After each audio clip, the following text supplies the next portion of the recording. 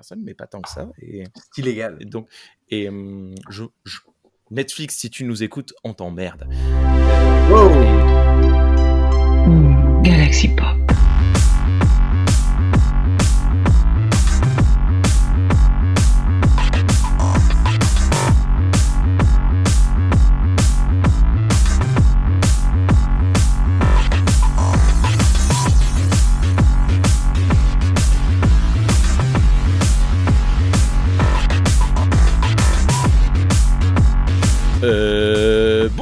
Bonsoir à toutes et à tous et bienvenue dans cette toute nouvelle émission de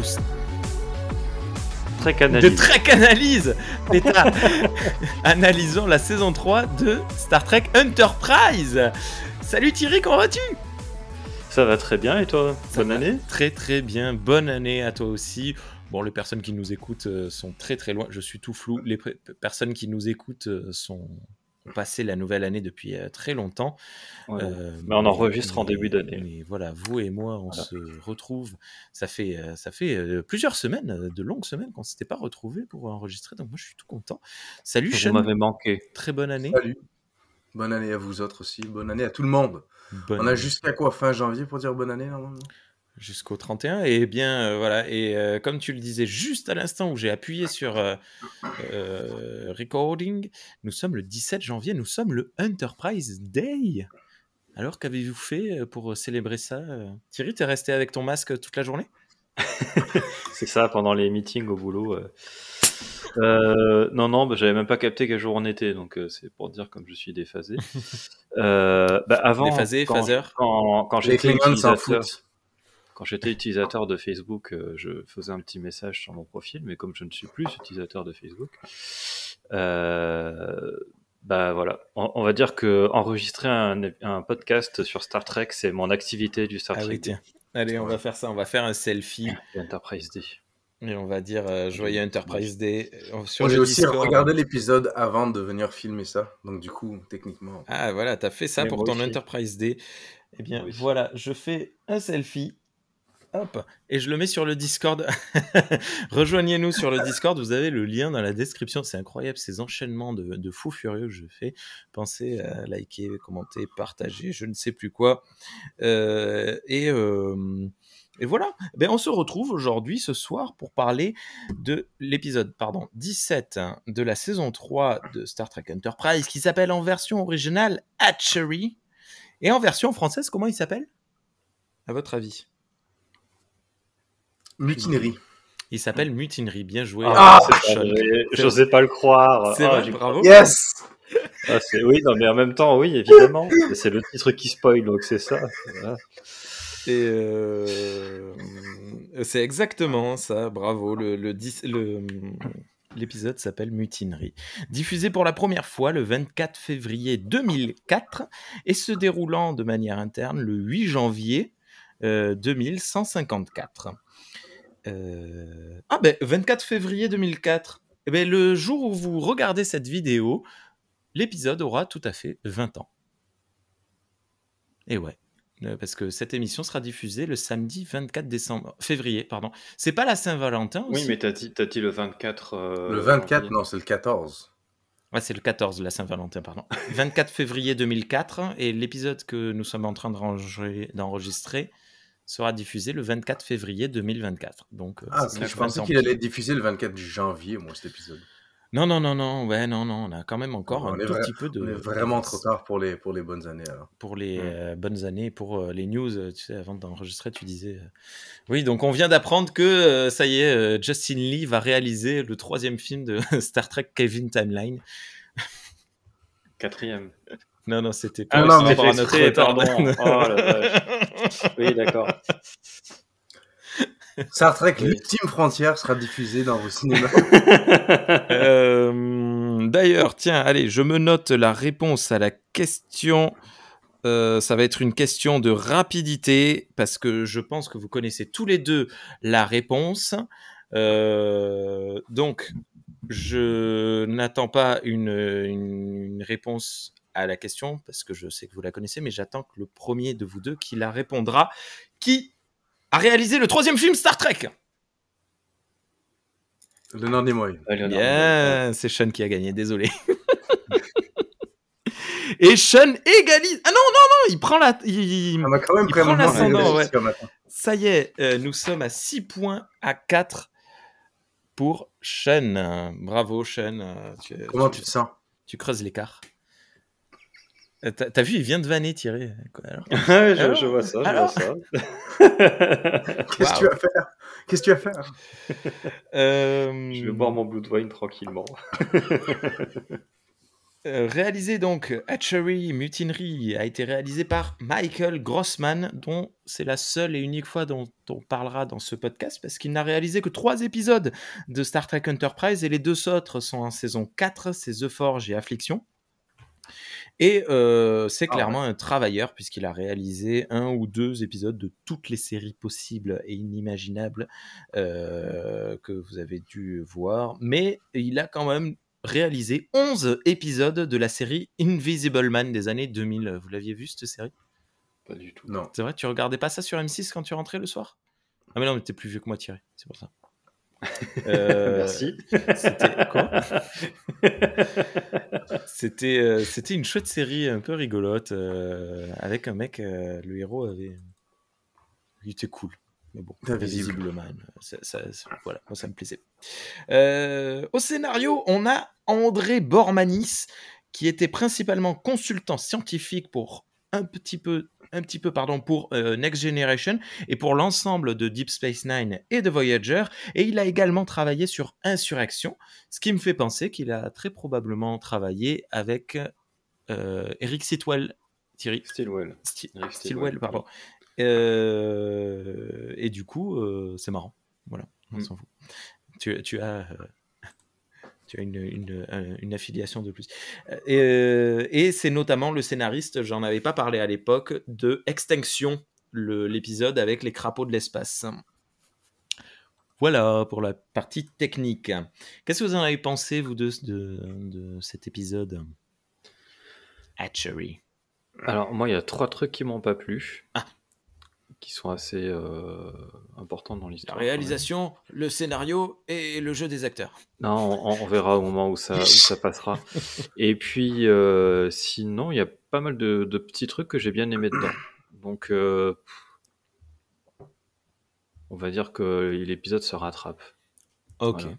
Et toi, Thierry? Mais c'est pas, c'est clair, voilà, c'est pas un épisode de ouf. C'est pas ouf. Et toi, Sean, pardon? J'ai rien contre le concept. Je trouve juste que il se traîne un petit peu. Il arrive un moment où on comprend ce qui se passe, on a compris le principe, puis ça continue. Ouais. C'est tout. De nos jours, je trouve que des séries en streaming qui sortent se permettent un peu plus de liberté dans leur format. Donc, on a des épisodes qui ont le droit d'être comme ils font 30 minutes. Il y a d'autres épisodes qui font 1 heure dans la même série. Puis je trouve que c'est bien. Puis je trouve que, par exemple, cet épisode-là aurait pu bénéficier de ça. Ça aurait pu être un épisode de 30 minutes. Droit au but. Il aurait marché. T'sais. C'est vrai ce que tu viens de dire? Ouais. C'est ça. Et je pense qu'à un moment, j'ai noté dans mes notes que je le trouvais trop long. C'est un épisode qui a eu la note sur Ultime Frontière de 5,75 sur 10 et sur la communauté francophone de Star Trek de 6,8 sur 10 pour une moyenne de 6,28. Je suis désolé, j'ai fait tomber mon micro. Pour une moyenne de 6,28 sur 10. Donc, bonne moyenne. Assez apprécié. Et pourtant, dans les gens qui en parlaient sur les forums, du moins en France, en francophonie, pardon, étaient plutôt négatifs. Donc j'ai eu du mal à trouver des commentaires positifs. J'ai noté, ça reste un bon épisode, pas exceptionnel, mais plaisant. Et je trouve cet épisode magnifique et sa leçon exemplaire. Alors, juste, du coup, je réagis à ce que tu marques sur le chat. Non, il n'y a pas de problème. Du moment qu'on t'entend, ça fonctionne. C'est juste un problème. Je vois même pas. Normalement, vous autres, quand vous parlez aussi, je vois le petit, mais là, il n'y a rien. Ben, moi, là, quand tu parles, ça y est. Et quand Thierry parle aussi, tout va bien. Donc, pas de problème. Tout marche bien, Navette. Et par contre, commentaire négatif, il n'y a pas de sujet de fond dans cet épisode. C'est un truisme de disserte sur l'instinct de survie versus l'humanisme. Est-ce que vous savez ce que c'est un truisme ? Oui, c'est un peu comme une lapalissade. Qu'est-ce que c'est une lapalissade ? C'est comme un truisme ? Non, c'est un cliché, quoi. Voilà. Ouais, c'est une vérité banale, si évidente qu'elle ne mériterait pas d'être énoncée. J'ai dû aller voir sur Internet parce que moi, je ne savais pas ce que c'était un truisme. Ah ouais. Ouais, c'est dur. Est-ce que ça viendrait littéralement du mot true, vérité en anglais? Ah, it's a truism. Également négatif, idée et sujet intéressants, mais je ne suis pas certain de la morale, pas non plus pleinement convaincu par le développement scénario. Dommage. Bravo à la personne qui a écrit le mot truisme, il nous a appris quelque chose. Ouais, c'était surtout pour en jeter, quoi. Pour se la péter. Ouais, ça va, le gars, il a écrit un commentaire il y a 10 ans de ça, puis il nous apprend quelque chose, c'est bien, bravo à lui. C'est vrai. Ou elle. Bah écoutez, moi c'était pas ouf. Moi je suis assez d'accord avec ces deux commentaires. C'était pas terrible et je trouve que bon, on y reviendra dessus, mais il y a un truc, il y a un truc qui cloche. L'épisode s'ouvre sur un récap centré sur les combats avec les Xindi et le rappel de la feud entre Reed et les Lons et le rappel de la recherche de Azati Prime. Est-ce que vous avez quelque chose à dire avant de commencer le scène par scène? Non. Je skip aussi les récaps, perso. Comment? Non, ouais, tu skippes les récaps, ouais, tu l'avais dit. Mais moi, je les regarde sur DVD, du coup, je peux pas. Mais après, d'un côté, ça me permet de prendre le temps de prendre mes notes. Je sais pas. Mais bon. Non, c'est vrai qu'il n'y a pas grand-chose à raconter sur les récaps en général. Hein. C'est de la contextualisation. Là, tu vois, dans le récap, voilà. Ils nous ont pas parlé des fanatiques de l'espace, tu vois, et des boules, des sphères de Dyson, là. Donc, tu vois, ils nous orientent, ils nous disent, bon, on va parler plutôt de ça, je sais pas. Ouais, bon, bref. Scène numéro 1. L'épisode s'ouvre sur l'Enterprise en orbite d'une planète plutôt jolie, marron et blanche. Sur le pont, l'équipage observe un vaisseau Xindi écrasé sur la planète. Reed confirme que c'est un vaisseau Xindi. On note une intention de réalisation, très peu de plans de coupe, simplement pour montrer l'écran et le vaisseau. La caméra est centrée sur Archer et montre les membres d'équipage, soit en bougeant, soit en jouant de l'effet de flou. Archer ordonne de monter une équipe et d'aller voir sur place. Générique. Ouais, j'ai trouvé que c'était assez dynamique comme ouverture, avec simplement comme je viens de le dire, des reculs de caméra. Elle a très très peu coupé. Alors en réalité, je marque que c'est une intention de réalisation. La suite de l'épisode est tout à fait classique, donc non. C'était vraiment juste, il s'est fait son petit kiff sur l'intro. Et c'est tout, c'est dommage, mais c'était assez cool. Et Star Trek le fait souvent, ça, quand t'as le capitaine avec derrière les membres d'équipage, c'est au lieu de dans les films, donc on avait ce qu'on avait dit dans Star Trek pour les nuls, des demi-bonnettes permettant d'avoir tout l'écran, l'équipage et le capitaine ou d'autres personnes, tout en distingué, en net, merci, et l'arrière-plan, le reste de l'image floue. Autant dans les séries, ils ont tendance à centrer le focus, donc la netteté, sur la personne qui parle. Donc soit le membre d'équipage derrière, soit le capitaine ou la capitaine. Et c'est cool parce que ça met du dynamisme, hein, ça fait des allers-retours. Mais du coup, on perd le propos qu'on avait dans les films d'égalité, où tout le monde a sa place, tout le monde a son importance. Mais bon, ce qu'on perd dans la morale, on le gagne dans le visuel. Bon, c'est pas... Voilà. Je continue ou des choses à dire sur cette intro? Le vaisseau, il est joli. Non, c'est pas c'est pas une intro, comment dire, dans l'action, comme ça fait parfois. C'est pas une intro où t'es là, waouh, qu'est-ce qui se passe? Là, c'est Paul plutôt en train posé. de hurler. C'est vraiment posé, quoi. On a trouvé un truc, on va aller voir ce que c'est, voilà. Ouais. C'est tranquille. C'est cool. C'est bienvenu. Ça change et c'est pas mal de temps en temps. Ouais, et ce vaisseau, d'ailleurs, t'en penses quoi? Parce qu'on va enchaîner avec la scène 2 dans laquelle on le voit. Je crois que je Désolé, l'ai en t'es- Eagle Moss. Tu l'as en Eagle Moss? Waouh, Ouais. Ouais, moi aussi. c'est vrai? Ouais. Montrez-le. Non, ouais, je l'ai plus, il est emballé parce que ce qui est emballé. Voilà, c'est à prendre. Mais non, il claque. J'aime beaucoup les vaisseaux. De toute façon, je le dis souvent, là, les vaisseaux que cette série-là ont fait, je trouve ils ont été très créatifs et ils ont utilisé le CG Hmm. autant que ce qu'ils pouvaient. Et ça rend bien. Moi, j'aime bien aussi, ouais. Scène numéro 2. Une bien jolie séquence 3D nous montre une navette fonçant sur le vaisseau Xindi écrasé, là, dans le sable. Mais on ne verra pas le groupe dans le désert, il est directement introduit dans les couloirs en bien mauvais état du vaisseau. Très rapidement, le groupe trouve des cadavres de Xindi insectoïdes. Ça perd pas de temps, dis donc. Archer demande alors une autopsie à Phlox et scinde le groupe. T'Pol, Reed et Tucker devront chercher des databases et Archer et Hayes, je ne sais plus quoi, je n'ai pas eu le temps de noter parce qu'on passe direct à la scène 3. Qu'est-ce qu'ils devaient chercher? Je me rappelle plus. Ah non, surtout, j'y ai pas fait attention parce que j'étais. Tu étais omnibulé par Parce ce que, que bon. je montre à l'écran. Non, bah c'est comme toi, c'est que ça va vite. Ça allait très très vite, ouais. Tu veux en parler de... Non, j'ai rien à dire là-dessus. Non, de ce que je suis en train de montrer là maintenant Ah. à l'écran. Ouais, non, ça m'a fait rire. L'intro avec les lumières dans la tronche, c'était. Voilà, failli mettre une lorsque tête de soleil. pour les personnes qui nous écoutent en podcast, lorsque l'épisode affiche le titre Hatchery, comment on prononce, Sean? Hatchery. Hatchery. Mais il y a plein de spots tournés vers la caméra et du coup il y a des lens flares dans tous les sens. C'est assez éblouissant. Mais moi j'avais pas fait gaffe, hein, je dois avouer. C'est Thierry qui l'a vu.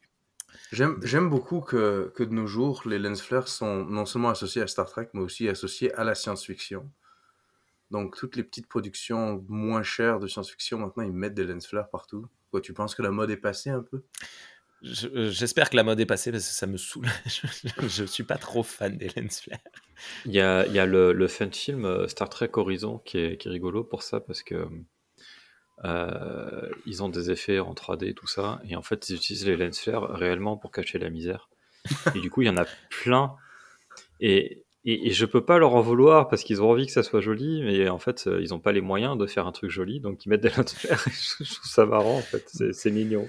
Dans le cadre d'une fan prod, je peux comprendre, ça me dérange moins. Ça m'étonne que Lower Decks n'a pas fait un épisode où ils se débarquent sur une planète lens flare. Il y a juste des lens flares partout sur la planète. C'est des lens flares vivantes. Ouais, c'est ça. Arrête! Elle parle en t'éblouissante. Ben, tu peux jamais la regarder en face, parce que sinon, Oui. Scène numéro 3. Archer et Hayes trouvent un hangar à navette, tandis que l'autre groupe trouve un ordinateur semblant fonctionner. C'est tout. Alors, j'ai pas... Ah mince, oui, c'était les cadavres de Xindi. Ah ouais, bon. N'hésite pas à me le signaler, Thierry, si tu te souviens des captures que tu as, parce que c'est de l'autre côté, donc j'ai pas le réflexe de... Que pensez-vous du CG de ces images On a eu pire hein, dans Enterprise, et bon, on a eu mieux, mais c'était pas si... T'as trouvé pas ça beau? T'as pas trouvé ça beau? C'est correct, c'est correct. C'est... Ouais. Je compare toujours ça au 8472 de Voyager, puis je trouve ça mieux que Voyager. Donc, je pense que heureusement qu'il fait sombre. Ouais, mais je pense même qu'ils auraient pu être peut-être un petit peu mieux intégrés. Mais, ils paraissent un peu déconnectés du sol. Là. Pour le coup, vu qu'ils bougent pas, je pense qu'ils auraient dû les faire en effet pratique, en sculpture. Wow. Bah, tu sais, ils ont fait tout un décor de vaisseau et tout pour cet épisode. Je suis pas sûr que ça aurait pris beaucoup plus de temps. Ils auraient pu parce qu'il fait l'autopsie après. Donc du coup, il aurait suffi de creuser dans ton petit ton gars en carton que t'as créé là. T'aurais pu le creuser puis le peindre en rouge là. Ouais. Je sais pas si c'est, tu vois, je sais pas si c'est limité par les moyens ou par le temps. 4 plus par le temps, parce qu'il fallait quand même qu'ils en sortent un par semaine. Donc, ouais, c'est ça. Donc c'est peut-être plus, tu sais. Là, ils ont pas, déjà, j'imagine, les modèles de Xindi dans leurs ordi, tu sais, prêts à partir. Et les Xindi nous sont, enfin les insectoïdes nous sont 100% du temps présentés en comme ça. en effets spéciaux, quoi, en effet spécial. Et je me demande aussi s'il n'y a pas une intention de la part de la prod. Si tu changes, genre tu vois, d'un coup, on va pas nous mettre des arboricoles en CGI d'un coup. Parce que du coup, on met bien des humains en CGI des fois. Ouais, oui, c'est vrai. Quand ils font des trucs qu'ils peuvent pas faire ou qui manquent un acteur. Mais tu vois, ça renforce l'effet CGI sur les insectoïdes. Pour moi, ça me renforce l'effet. Ils sont pas comme nous, je les comprends pas. Ils sont bizarres. Tu vois ce que je veux dire? Okay. Le xénomorphe, il était pas CGI dans le premier film, il est pas comme nous. Le xénomorphe? Alien. d'Alien. Ah oui, pardon. Oui. Non, mais c'est pas... Il devient CG dans le 3, puis là, il est vraiment... Ça vaut vraiment pas la peine de le faire en CG, quoi. C'est dégueulasse. Et mais là, avec les Xindi, l'astuce, c'est que t'en as 5. Donc, t'as les insectoïdes et t'as les marins, là, les baleines, qui sont en CGI total. Toto. Les 3 autres jouent sur le maquillage. Bon, je sais pas. Bon, voilà. On va pas rester là-dessus. C'est pas très intéressant. Mais bon, moi, ça me... Je sais pas. Ouais, ok. Ça, c'est le hangar. Très grand, hein. À moins qu'ils aient juste fait une devanture. On voit rien sur tes captures. Améliore la luminosité. On dirait des captures de Game of Thrones. Qu'est-ce qui se passe? L'épisode est sombre. Je suis pour rien, moi. J'essaye, mais ça ne change rien. Le hangar est assez grand, mais je pense que c'est un gros effet spécial et que les acteurs sont juste devant, mais par contre très bien intégrés. Voilà, non, il n'y a pas grand-chose de plus à dire. T'as des trucs à dire dessus ou pas? Non. Allez, c'est parti. Scène numéro 4. Reed raconte sa vie. Son père aime les insectes, patati patata. Mais il trouve une porte particulièrement renforcée. Les 3 l'ouvrent sans problème. Elle se referme sur eux. Et l'air devient respirable. Oh! On trouve alors des signes de vie très faibles. Décidément, ce micro a décidé de ne pas tenir ce soir. Donc là, j'ai un mini commentaire. C'est pas vraiment un reproche contre cette série ou cet épisode spécifiquement, c'est juste le concept de l'air est respirable, j'enlève mon casque. Ouais. Il y a sûrement des pathogènes, ouais. Toutes sortes de microbes, toutes sortes de virus, toutes sortes de machins qui volent là-dedans, là. Surtout que, tu sais, ça vient de s'écraser sur une planète qu'on connaît pas, c'était une espèce, une race qu'on connaît pas. Il y a des morts. Je sais pas si c'est vraiment genre la chose la plus... Est-ce que ils ont peut-être fait des scans, etc. Mais... Voilà, j'allais dire, est-ce que les scans embarqués des trucs ne considèrent pas que air respirable égale sans pathogène et sans danger? Donc plus tard, ils enlèvent le casque au complet, donc ça justifie un peu plus, mais au début, ils font juste enlever le petit machin vert, puis c'est comme si vraiment, t'enlèves même pas ton casque, je vois pas l'intérêt de juste soulever un peu. Moi, c'est le premier de mes 3 problèmes. Oh là. Parce que autant dans les séries suivantes, enfin dans les séries qui se passent plus tard, il y a des biofiltres dans les téléporteurs qui filtrent les maladies, en tout cas la plupart. Des fois ça marche pas, bon c'est le téléporteur quoi. Quand les scénaristes mais donc du coup a priori ils font confiance à leur technologie, donc c'est pas grave. Autant là, le problème c'est que quand ils disent l'air irrespirable, ils citent les composantes principales de l'air respirable pour les humains, qui sont, je sais plus, l'azote et l'oxygène, une connerie dans le genre. Je vais me faire engueuler le dioxyde de carbone par des chimistes. Dites-le nous dans les commentaires. Et du coup, voilà, il dit la composition moléculaire de l'air est respirable, donc c'est bon, on y va. Et ça, à la limite, ça m'aurait pas posé problème s'il n'y avait pas eu d'intrigue liée à ça. Ah ouais, d'accord. Et on va le voir, mais ça va réellement poser un problème le fait qu'ils enlèvent les casques. Comme dans Prometheus que j'ai détesté pour l'exacte même raison. Deuxième point Alien. Oui, le 2, Prometheus 2, je crois, je sais plus, comment il s'appelle. Covenant. Non, dans Prometheus, j'ai pas vu Covenant, mais dans Prometheus, déjà, ils le font plein de fois. Hein, oui. Dans Covenant, ils font la même connerie et ça aboutit au même genre. C'est dans Prometheus, le premier, non seulement ils enlèvent, mais en plus ils commencent à toucher toutes les fleurs puis tout ça, là, c'est ça, là, ils sont comme ah ouais, ouh, le pollen, tout est beau, tu sais. En tout cas. La véracité scientifique. Ouais, okay. non, c'est un peu. En plus, le pire, c'est que techniquement, pour ton histoire de transporteur, ils ont des filtres, etc. Dans les premières saisons d'Enterprise, ils ont la réponse à ça. Ils ont le Decon Chamber, l'espèce de salle bleue où tout le monde se frotte de l'huile. Ouais. Qu'ils l'ont enlevé sûrement parce que c'était pas très, c'était une excuse à nana à poil, c'est tout. À regarder, là, mais ça aurait servi à quelque chose ici. Ils auraient dû frotter Archer. Après, je pense que même s'ils l'avaient frotté, ça aurait... peut-être qu'ils l'ont fait, peut-être que c'est une ellipse, mais pour le coup, ça n'a pas servi. Mais ça, on va en parler dans la suite, mais ça conduit à d'autres problèmes de toute façon. Scène numéro 5. Dans le hangar à navette, Archer et Hayes scannent l'intérieur d'un vaisseau assez lourdement armé. Archer reçoit un appel de Tucker qui lui dit en gros « Viens frère ». Il donne pas de détails, c'est très cinématographique, mais pas très militaire. Moi, je suis chef d'entreprise. Quand mes collègues m'appellent et me disent Rémi, tu peux venir s'il te plaît ? Je suis en train de faire ma compta ou je suis au téléphone ou un truc, je lui dis bah non, tu me dis ce qu'il y a et peut-être que je daignerai descendre, quoi. C'est tout. Bah, moi j'ai envie de dire que Archer, il sait que si on lui demande de venir sans lui donner d'explication, c'est que c'est important et que c'est long à expliquer. Ouais, il est capitaine d'un vaisseau, lui. On a trouvé un truc avec des œufs dedans. Venez, ça suffit, tu vois. C'est ok, j'arrive. C'est tout. C'est vous pouvez venir. Non, c'est venez vite. Ouais, non, mais attendez, venez vite. Pourquoi ? Il y a une guerre. J'ai un truc dans le. Enfin, tu vois, ça c'est un truc qui m'agace assez dans toutes les séries. C'est pas. Avis aux employés de Rémi. Si vous lui dites, chef, j'ai trouvé des œufs. Il va venir de suite. C'est le moyen de le faire se déplacer. Oui, y compris sur Terre, ça peut être la vraie réaction à avoir parce que c'est probablement des œufs de parasites ou de cafards ou de vermines. Je sais pas s'il a beaucoup de vermines dans ses chaussures, mais effectivement. Non, mon magasin est très propre. Scène numéro 6. Retour dans la salle respirable.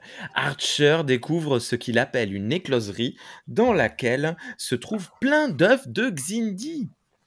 Archer réfléchit à la tactique à suivre. Je me dis que c'est bien, les œufs sont pas particulièrement dégueux. Qu'est-ce que je vous... Ah oui. Et en voyant la capture d'écran, tu changes d'avis. La capture d'écran... ironique. Non, mais ça aurait pu suinter plus, mettre une lumière rouge bizarre en plus, mettre une atmosphère. C'est pas... tu sens la normalité de la chose quand tu rentres dans cette salle. Je pense que ça a été... je pense que c'est une intention, pareil. C'est pas... c'est pas un truc dégueulasse pour nous dire ouais, les Xindi. Comme dans District 9. Tu sais, quand tu trouves l'écloserie dans District 9, c'est pourri, c'est dégueulasse, ça suinte dans tous les sens. Vous vous souvenez ? Oh, non. Ouais. Et, là, on dirait des navets un peu, non ? Oui. Oui. Voilà, il y a quelque chose d'assez concret, réaliste. Et moi, immédiatement, d'ailleurs, je fais ce que fera Archer, je rentre en empathie. Je me dis, bon, ben, c'est une zone de bébé. Voilà, il n'y a pas de... Ça rend les Xindi moins méchants, moins ce que je disais tout à l'heure, du fait de ne pas exister physiquement. Non ? Pas d'accord ? Bon. Je suis pas sûr que ça soit le... Je sais pas, moi j'ai pas eu cette impression-là. D'accord. Mais je peux comprendre que tu l'aies. Ok. Moi je l'ai plus tard, mais ça a du sens. Mais... Oh mon Dieu ! Un des œufs crache quelque chose au visage de Archer. Ni une ni deux, T'Pol l'amène à l'infirmerie. Ah non, ça n'a rien à voir. Ça, c'est beaucoup plus tard. Hop là. Ouais, j'ai été léger sur les captures d'écran sur cet épisode. Je me suis dit qu'il fallait que je me calme. C'est très bien, ça m'allège la tâche. Scène numéro 7. Après analyse, Phlox dit qu'il s'agit d'une neurotoxine, l'œuf ayant pris Archer pour une menace. Mais rien de grave, on va nettoyer ça. T'Pol entre en scène. L'exploration et la récupération des données sont terminées. L'Enterprise attend que la navette ramène la navette Xindi pour partir. Quelque chose? Ben oui, mais je sais pas si j'en parle maintenant ou si j'en parle quand ça deviendra important. Mais Phlox, il fait son analyse par-dessus la jambe, quoi. Je veux dire, il s'est pris un truc. Vas-y, on va t'étaler un truc gluant sur la gueule, c'est bon, c'est guéri, on y va. Attends, non, je sais pas. Je trouve que là, c'est un peu le deuxième manquement, c'est clair que même si on se dit, il y a eu une ellipse, ils sont passés dans la chambre de décontamination. Phlox, il regarde 2-3 trucs et puis hop, c'est bon, c'est rien, c'est juste une brûlure et hop, Ouais, c'est vrai. terminé quoi. Ouais. Je Flox, pense good enough. que non, mais je pense que cette erreur médicale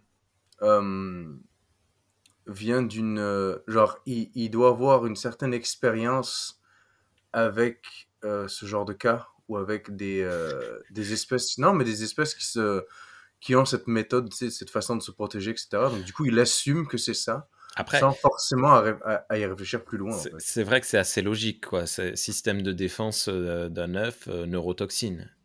Peut-être qu'il se dit, bah, voilà, il y a Après, peu de chances que ce du soit un vaisseau, truc qui va modifier les ouais, phéromones du porteur, machin. venant du vaisseau qui vient de se faire transformer les gens en crapauds pour recréer une espèce qui n'existe plus, tu sais, c'est comme... Oui, je suis d'accord, il aurait pu pousser son analyse un peu plus loin, tu sais. C'est vrai. Bah, surtout qu'une neurotoxine, c'est quoi? C'est une toxine qui affecte le cerveau, les neurones. Ouais. Il fait pas d'analyse sur l'état du cerveau d'Archer plus que ça. Il fait que traiter superficiellement la brûlure sur la peau, quoi. Est-ce que Archer est attaqué au niveau des neurones? Parce que je ne l'ai pas noté à la fin de l'épisode, ils le disent ce que ça a touché. C'est pas les phéromones? Si, c'est les phéromones, oui. Ouais. Du Mais coup, c'est bon, pas forcément dans le cerveau, je c'est trouve des que, glandes, je trouve je sais pas quoi. que je sais pas, ça me paraît, Ouais, ça paraît un peu léger, c'est vrai. ouais. Bon, après, bon, on verra. L'épisode essaye de compenser ça, mais je trouve que ça compense pas suffisamment. Moi, j'ai l'impression, là, ça me donne l'impression que Phlox est incompétent, ce qu'il est pas. Oh, tu utilises des grands mots. Scène numéro 8. Il dit qu'il À était pas. bord. Bah, en temps normal, il est pas incompétent. Ouais. Il est chelou parce qu'il emploie des méthodes, voilà, mais, mais Licencieux. il est pas incompétent. Les sensus. À bord de la fameuse navette, Reed et Hayes sont passablement secoués. Un des corps de Xindi, dans un sac, tombe. Hayes le ramasse. Les deux semblent aller mieux. Hayes ne cache pas ses craintes. Après tout, certains insectes sur Terre sont capables d'hiberner longtemps et de faire semblant d'être morts. Il sort une arme. Reed est mal à l'aise. Hayes enchaîne. Il dit que l'équipage a fait des progrès en tir, mais qu'il peut faire mieux. Hayes voudrait mettre en place un entraînement supplémentaire. Reed dit que ça va être chaud. Hayes argue que les officiers pourraient passer plus de temps à s'entraîner qu'à s'amuser à regarder des films. Reed répond que les officiers ont beaucoup à faire, qu'il manque de temps pour s'amuser à des jeux et qu'il manque de temps pour pouvoir s'amuser à des jeux de tir holographiques. Je chauffe ma voix pour la bagarre round 2, mais heureusement pour Reed, l'Enterprise appelle pour l'abordage. Ça y est, ça recommence la baston entre les deux. Oui, j'ai rien contre le fait que ce n'est pas résolu à 100%, parce que c'est réaliste, dans la vraie vie, c'est vrai. Mais c'est juste un peu lourd, la manière dont c'est refait, puis c'est relâ dans ta face. On essaie de te donner une intrigue sur des indies, puis vas-y que, tu sais, on se chamaille dans le shuttle, c'est comme, c'est bon. J'ai trouvé ça un peu... Moi, j'aime là où ça mène, en fait, surtout. Ouais. Oui, bah, à la fin, ouais.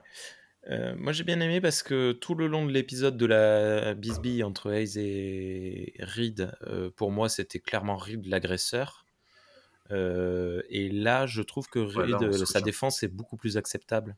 Moi, c'est peut-être personnel parce que je suis pas particulièrement militariste, mais Enfin, ouais, c'est bon, ils sont déjà Je suis d'accord sous avec toi. pression et Ouais. entraînés. Ils ont inversé un peu les rôles ici. Ouais. Voilà. Mais d'un côté, c'est un peu dommage de donner à Hayes, un personnage qu'on a vu que 2 fois, le mauvais rôle. Mais bon. Toute cette histoire qu'il va y avoir va mener à une phrase spécifique dont on va parler quand on va arriver à cette scène. Puis cette phrase, je trouve qu'elle est très intéressante. Et voilà, on en parlera tout à l'heure. Ok. Scène numéro 9. Dans son bureau, Archer reçoit Tucker et T'Pol qui lui indiquent avoir plus d'infos sur le crash des Xindi. Une aile se serait fracturée pendant la traversée d'un vortex.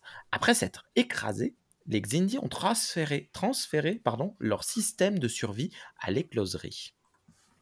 Archer prend la seule décision utopiste tréquienne, on reste sur place pour réparer l'écloserie. C'est une chance de montrer que les humains ont du cœur. Got that face of the heart. J'ai raté mon démarrage, désolé. T'Pol voudrait les transférer à bord, mais c'est impossible, les œufs sont attachés au vaisseau. Tucker est vraiment pas content, il veut tuer des bébés. Et une fois de plus, je repense à cette scène effroyable de District 9. Mais Archer fait un assaut d'autorité. Malheureusement, la scène se termine avec Archer se grattant le visage, ce qui sous-entend quelque chose dans l'avenir. Et c'est terriblement dommage. Et là, j'ai mon troisième problème qui vient d'arriver. Voilà. C'est-à-dire que je trouve que l'équipage s'oppose trop vite à l'idée de sauver les bébés. Voilà. Alors d'accord, c'est pas encore la Fédération, c'est la Terre unie. On n'est pas dans le monde utopique de la série originale ou de la nouvelle génération. Mais quand même... Ouais. Voilà. Et d'ailleurs, en fait, j'aurais aimé que l'épisode de suite... Enfin, d'ailleurs, ça aurait réglé, je pense, peut-être le problème de rythme qu'a l'épisode où tu dis, tu sais, on voit très vite qu'il y a un souci, puis voilà. Ouais, ça dure au Parce milieu. qu'en fait, c'est ça... Le truc, c'est que du coup, on sait pas... Enfin, il y a aucun moment où on se dit, Archer, il pourrait... Enfin, vu la résolution de l'épisode, on peut pas se dire, Archer, il aurait quand même essayé de sauver les bébés, au moins un peu, au début. Quand c'est devenu trop difficile et machin, et que ça prenait des plombes, on peut se dire, d'accord, là, il abuse. Et ça aurait été intéressant que l'épisode, finalement, il donne un indice sur à quel moment il se met à abuser. Alors là, on se fait notre avis, hein.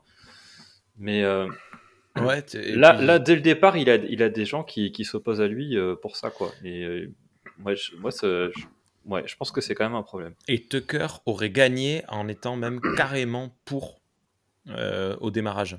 Genre, tu prends la même scène, donc T'Pol avec sa position un peu neutre du genre, ok, vous voulez faire ça, on va essayer de faire ça sans perdre de temps.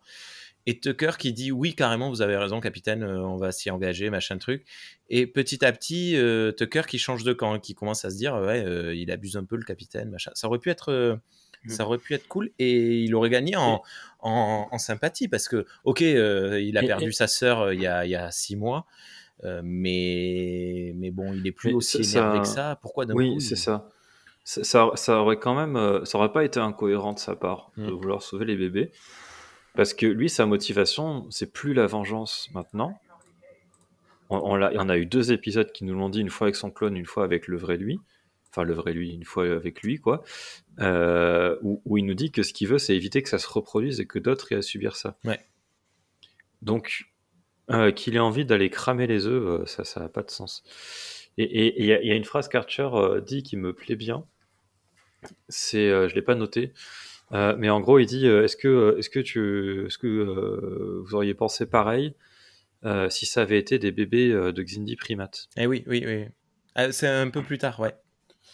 C'est pas dans cette. Il me semble que c'est dans son bureau quand ils ont à nouveau cette conversation. Mais oui, okay, de toute façon, c'est pas grave. Je on m'avance. On s'en fout. Et en fait, c'est un problème bien connu des organismes qui essayent de sauvegarder les espèces en danger.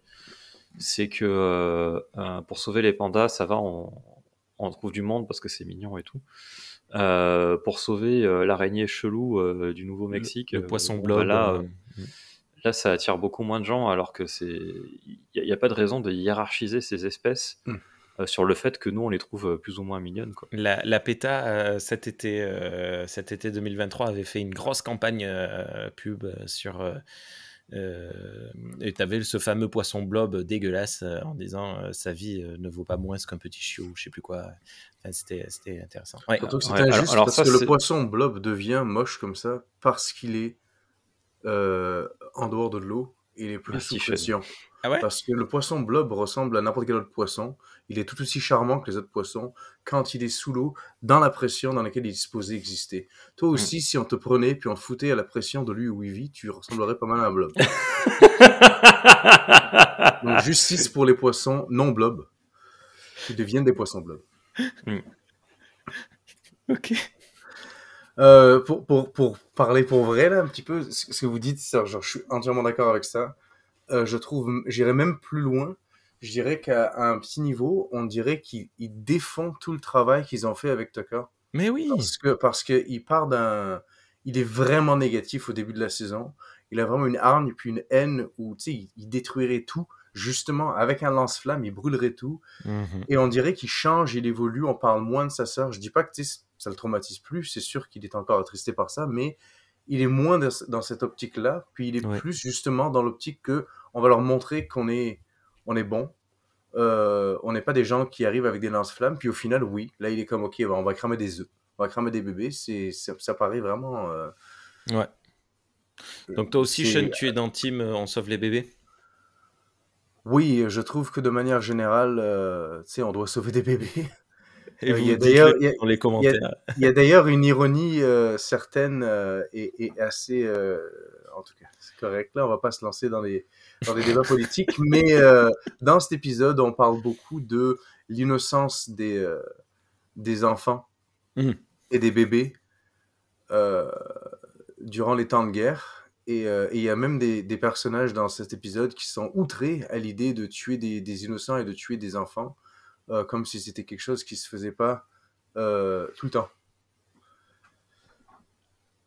Puis, du coup, j'ai trouvé que le moment où on regarde cet épisode est assez poignant. Oui, voilà. Oui, tout à fait. On continue. Scène numéro 10, chose très cool, journal de bord en plein épisode. Ça, j'étais très content. Archer indique ne pas regretter sa décision. 1 jour d'orbite autour de la planète, c'est tout ce que cela va coûter. Il lui faut des toxines aliens pour faire des journaux de bord. Ben écoute, on en a jamais dans cette saison. Je comprends pas. On en a de temps en temps en fin d'épisode, c'est tout. Il n'a pas le temps. Il n'a pas le temps. Il y en avait un en plein milieu. Tucker et Mayweather trafiquent la navette Xindi, mais n'avancent pas. Scène numéro 11. Dans le mess, ils vont voir Reed qui parle de ses doutes sur le fait de sauver le nid des Xindi. Tucker essaye de faire valoir le point de vue du capitaine, mais Reed et Mayweather sont d'accord. Chaque instant passé à sauver des bébés est du temps gagné pour les Xindi. Ça m'agace assez fortement et je me pose à l'épisode pour aller me doucher. C'est trop bas du front pour moi. C'est marrant parce que ça aurait encore mieux marché si l'épisode avait fait comme tu disais et que Tucker était d'accord avec le capitaine au départ. Parce qu'il n'est pas d'accord avec lui et après il défend son point de vue. Ce qu'on peut comprendre en termes de loyauté ou etc.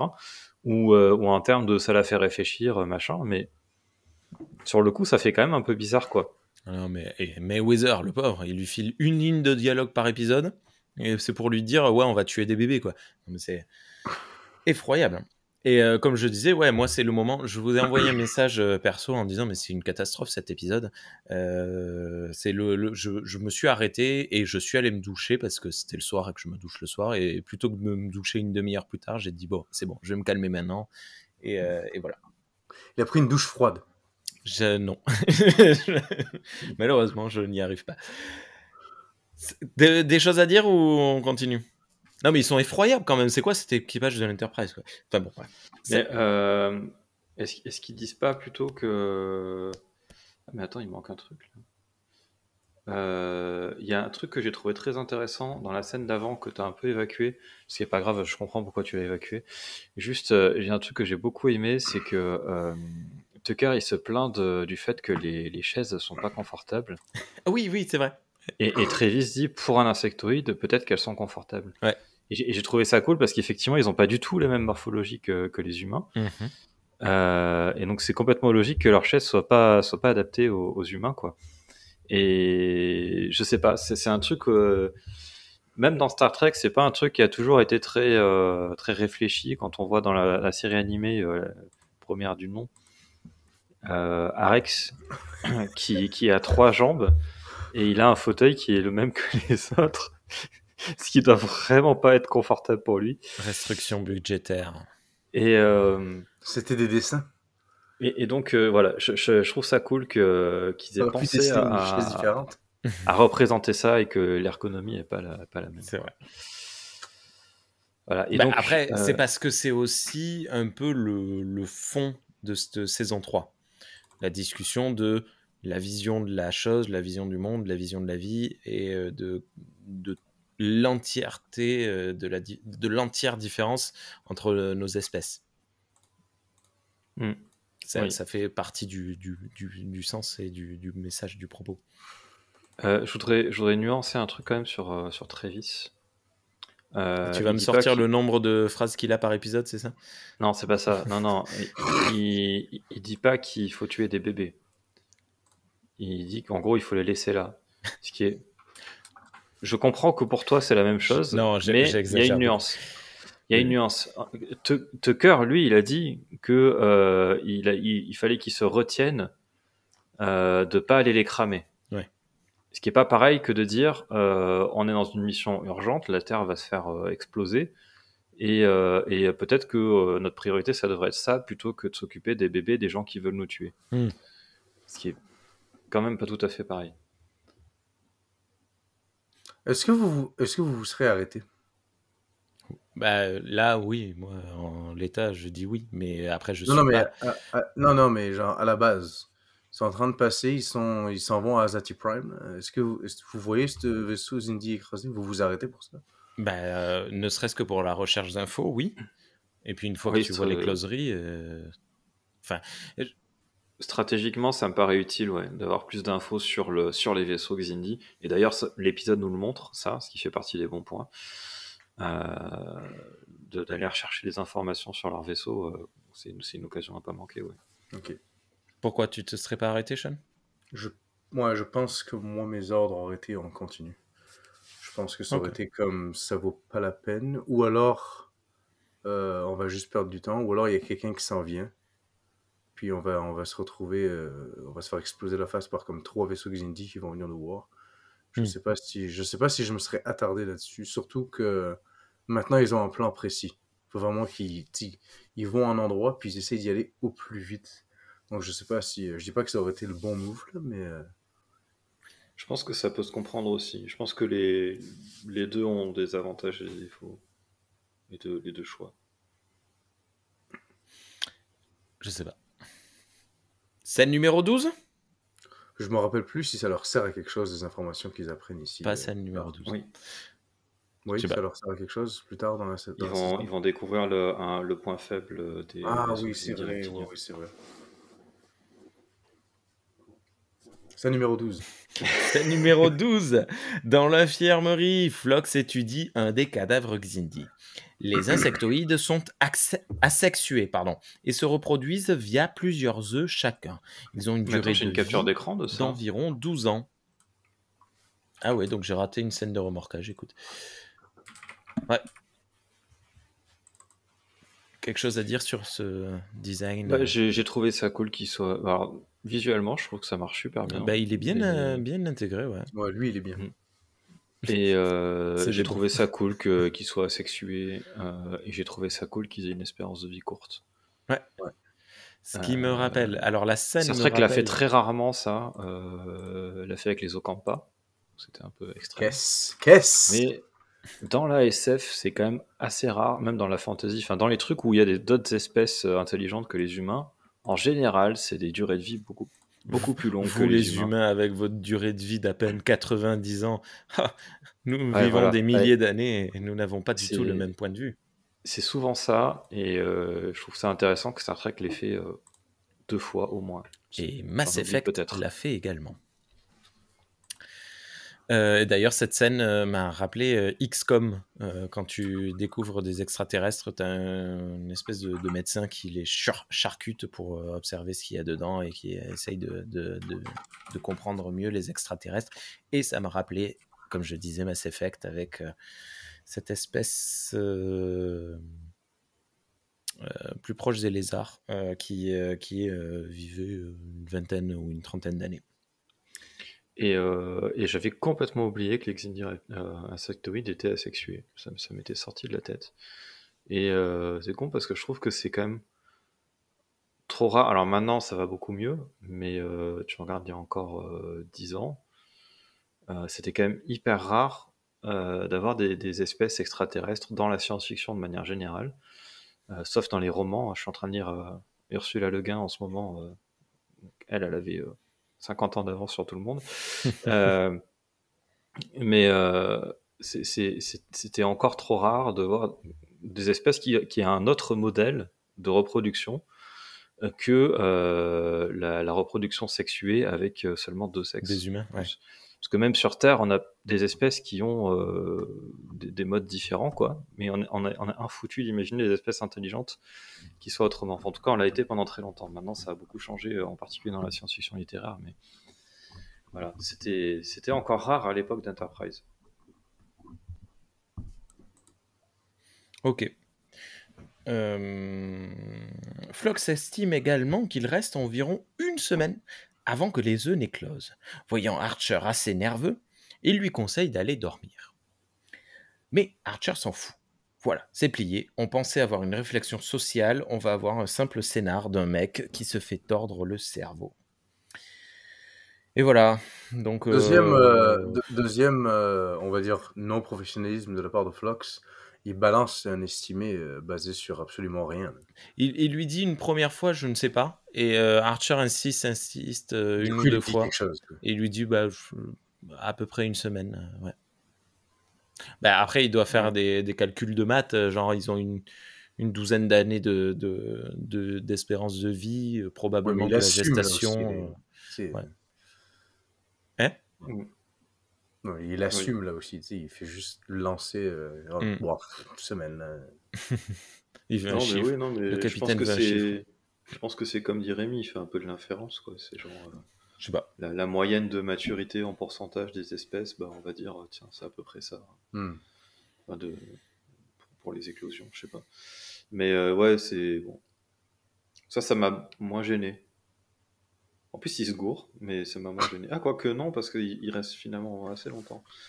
Mais bon, bref. Les cigales restent sous terre. Par contre, il aurait peut-être dû noter quand même que c'était quand même bizarre que le capitaine soit aussi frénétique. S'il lui dit, mais il fait rien de cette info après, sur le moment, en fait. Il lui dit pas peut-être que je devrais faire des examens complémentaires ou quoi. Là, ça se poursuit, en fait, le truc. C'est-à-dire qu'il a fait un premier examen qui était un peu léger. Là, il voit qu'il y a un truc quand même qui est pas tout à fait normal avec Archer. Mais il fait rien. Ah, ces humains sont toujours fous. Voilà, voilà. Surtout que c'est pas la première fois qu'il y en a un qui pète un plomb. Avec l'épisode des crapauds, il aurait pu le voir. Non, pas celui-là, mais... Enfin bon, c'est pas la première fois que... Bon, bref. Scène numéro 13. Retour sur le vaisseau Xindi avec un très beau plan coucher de soleil. T'Pol retrouve Delon, dont Daniel Day Kim, en train de surveiller la couverie. Parce que oui, en français, hatcherie se dit couverie. Elle entre et trouve... Non, c'est écloserie, pardon. C'est une écloserie, c'est pas une couverie, je dis des bêtises. Elle entre et trouve un Archer se donnant à fond pour réparer la pièce. Il a l'air à bout de nerfs et particulièrement concentré.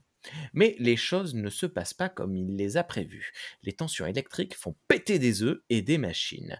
Un bébé Xindi se retrouve au sol. Archer ordonne ses soins. On a une capture d'écran. Ouais. Voilà. Et encore après, avec le bébé Xindi au sol. Enfin, les bébés, parce qu'il y en a 2. J'ai trouvé ça très bien fait. C'est pas de la 3D. Tu disais tout à l'heure que là c'est du physique. Là, juste est-ce qu'il faut pas faire un trigger warning pour ça? Ah, je sais pas, c'est des bébés. Les gens ils envoient des photos de bébés tout le temps. Non mais c'est des bébés morts. Ah merde, pardon. Il y en a un qui bouge encore. Ah là là, c'est des bébés mourants. Non bon, on est dans une série, c'est de la pâte à modeler. Oui, ils sont visuels. Ils sont très bien travaillés. Ils sont un peu dégueulasses. Ils sont un peu, mais pas assez pire. Non? Ouais, non, moi ça m'a pas. Bah, après, bon, bah, j'ai pas les mêmes critères que les autres, mais j'ai pas Ah, trouvé c'est ça pas The plus Thing, glauque là, tu qu'autre sais, chose. mais...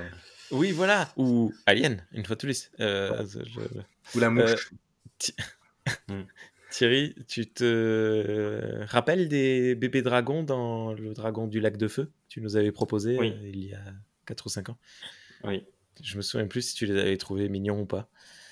Non, mais j'avais noté que justement ils avaient fait d'énormes efforts pour qu'ils soient pas mignons. Pour qu'ils soient pas mignons, qu'ils soient Il y dégueulasses. avait eu toute une réflexion dans le design pour qu'ils soient pas Les mignons. dragons du lac de feu. Ouais, Il est génial ce film. un film Disney que Thierry nous avait proposé pour un podcast il y a quelques années et qui est particulièrement visuel, hein, on va dire. Quelques scènes d'horreur bien marquantes. Il est produit par Disney, ok, mais c'est pas un Disney... C'est pas Disney. C'était quoi ça? Il y a toujours un mec comme ça. Non, c'était pas un Disney. Non, je veux dire, c'est pas un Disney Je suis allé. comme le Roi Ah oui, Lion non, ou c'est quelque pas un chose film de d'autre. princesse. Il Non, y a ça des que je voulais- princesses. ça C'est que je plus voulais un dire. Disney comme Pirates des Caraïbes et un Disney, quoi. Ok. Ouais, mais c'est Ou comme, vachement Kill- plus ou trash comme, Kill, que ou Pirates comme des Kill, Caraïbes. Kill Bill a Tu été sais le distribué nombre par de Disney. parents traumatisés Voilà. par le fait que des enfants aient fait des cauchemars devant Pirates des Caraïbes parce que il y avait des squelettes et tout, et que Bah, oh là là, pourtant- des squelettes, ça fait peur. Pourtant, la bande-annonce était claire hein, là-dessus. Tu savais ce que tu allais voir hein, dans Pirates des Caraïbes. Je l'ai montré à mon fils et 8 ans, c'est bon, pas de problème. Et ma fille, 5 ans, c'est bon, pas de problème. T'es J'aurais aventurier. peut-être pas dû dire ça sur Internet. Non, mais vous inquiétez pas, mes enfants sont habitués. Ils savent ce qu'est un film. Ils ont vu Brain Dead à 2 ans. Ils donc sont- tout va C'est bien. ça. Ils ont Et commencé par Alien. C'est ça un film, les enfants. Non, mais dans le sens où ils ont très rapidement compris la distanciation qu'il fallait avoir par rapport à un film.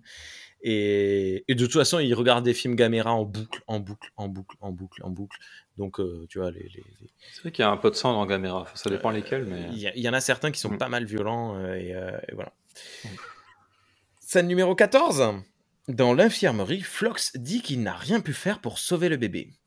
Archer veut faire des funérailles. Trip appelle et dit qu'il sait pourquoi ça ne fonctionne pas. Manque d'énergie, etc., etc. Archer ordonne à T'Pol de brancher l'antimatière de l'Enterprise et de l'envoyer au vaisseau Xindi pour aider la réparation. Pourquoi T'Pol et Phlox ne se disent pas ouvertement que quelque chose cloche? Cette scène-là de T'Pol et Phlox dans l'infirmerie, elle se termine avec Archer qui part. On a les deux, plus ou moins côte à côte, un un peu plus en retrait que l'autre, et ils se regardent du coin de l'œil, et tu vois qu'il y a quelque chose qui cloche par rapport à Archer, mais personne n'ouvre la parole, personne ne dit c'était pas normal.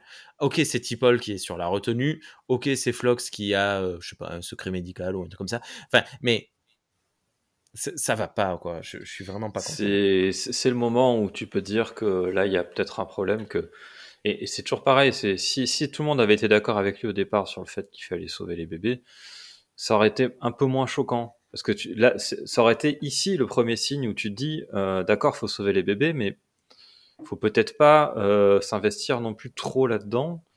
Quand ça devient risqué, ça devient de consommer trop de ressources, et c'est quand même chelou de faire des funérailles. Oui. À ce point, quoi. Oui, parce que en tant que spectateur, je pense qu'on a tous plus ou moins cet avis-là. Je vais m'aventurer, je vais dire qu'on a tous plus ou moins le même avis là-dessus. On pense tous que c'est important et une priorité de sauver les bébés jusqu'au moment où c'est comme, ok, maintenant, on va mettre en danger le vaisseau, la mission au complet. Tu sais, genre, la mission, c'est pas de s'arrêter là, de sauver juste les bébés, on fait juste ça. Du coup, c'est à ce moment-là que tu commences à faire, ok, on pourrait peut-être faire quelque chose comme effectivement, tu sais, laisser une balise ou leur donner assez d'énergie pour que ça continue, puis on s'en va ou quelque chose comme ça. Mais oui, puis en plus, ça aurait changé le sentiment de longueur qu'on a sur l'épisode Parce que depuis le début, on sait qu'il y a quelque chose qui cloche. Alors que là, si tout le monde était comme du même avis, et maintenant, seulement à ce moment-là, on se rend compte que peut-être Archer poussait un peu plus loin, ça aurait changé le pacing de tout ça. Plein d'actes manqués. Totalement. Tout à fait d'accord. Épisode 15, scène numéro 15, pardon. Dans l'Obs, Tucker annonce que la manipulation va pomper un tiers de l'antimatière. Reed et T'Pol sont passablement agacés. T'Pol demande d'annuler l'ordre le temps qu'elle parle à Archer. Tan, tan, tan. Scène numéro 16. Sauf Elle, si vous avez... elle retarde l'ordre. Oui. Elle l'annule pas. Ouais, c'est facile. Oui, c'est pas le bon terme que j'ai utilisé, pardon. Tout à fait. Et d'ailleurs, il lui dit, vous n'avez pas, enfin, c'est un ordre direct du capitaine, je peux pas vous outrepasser ou je sais pas, l'outrepasser. Et elle lui dit, retardez le temps que j'ai. Oui. Toutes mes confuses. Scène numéro 16, pardon. T'Pol rejoint Archer toujours dans le même état, dans la couverie. Il n'est pas content et argue qu'il y a des vies en jeu. Elle dit qu'il y a des milliards de vies en jeu sur Terre. Archer reprend son argument. C'est l'occasion de montrer aux Xindi qu'on est bon. T'Pol dit que cela compromettrait la mission. Archer dit « Ok, sœur, mais je m'en fous. Tu retournes à bord faire ton boulot. » Et c'est parti pour la mutinerie. T'Pol dit « Y a pas moyen, Judge. Je suis pas ta catin, Judge. » Archer est pas content. Il la menace d'être jugé pour insubordination. Archer demande à Hayes de la mettre au trou. Coupure pub. C'est parce qu'elle a chanté cette chanson. Il y a une phrase que dit Archer que je trouve très hypocrite. Je sais plus comment il dit ça exactement, mais c'est genre les humains ne font pas de compromission sur la moralité quand les choses deviennent difficiles ou je sais pas quoi. Et moi, j'étais là devant l'épisode, je fais ouais, sauf pour la torture, quoi. Mais c'est plutôt l'inverse. Même les humains de son époque, enfin lui-même, tu vois, il l'a fait. Mais après, il est sous l'influence ça marche qu'il soit hypocrite parce qu'il est sous l'influence du truc. Mais voilà, ça m'a fait rire. Tout à fait. Et par contre, je trouve ça très logique que ça soit T'Pol. Alors, autant dans le fait qu'elle joue le rôle de second, autant en tant que Vulcaine, tu vois. Donc, du coup, elle est pas en mode sur les émotions, tout ça, immédiates. Elle est capable de mettre les chiffres en balance et de dire on doit sauver tant de personnes là-bas. Là, il y a tant de bébés à sauver ici.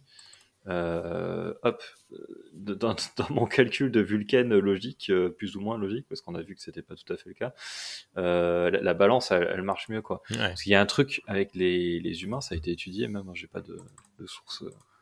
Mais en gros, plus un drame est proche émotionnellement de nous, plus il nous touche émotionnellement. Même s'il y a un drame 10 000 fois pire qui arrive, s'il arrive à l'autre bout du monde, sur des gens qu'on connaît pas, tout le monde s'en fout.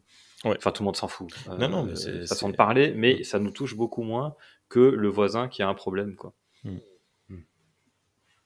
Tout à fait. Scène numéro 17. Dans sa cabine, Archer sort de la douche en se frottant la tête. Ça sonne, c'est Trip qui dit que tout se passe bien, les navettes vont commencer le transfert d'antimatière.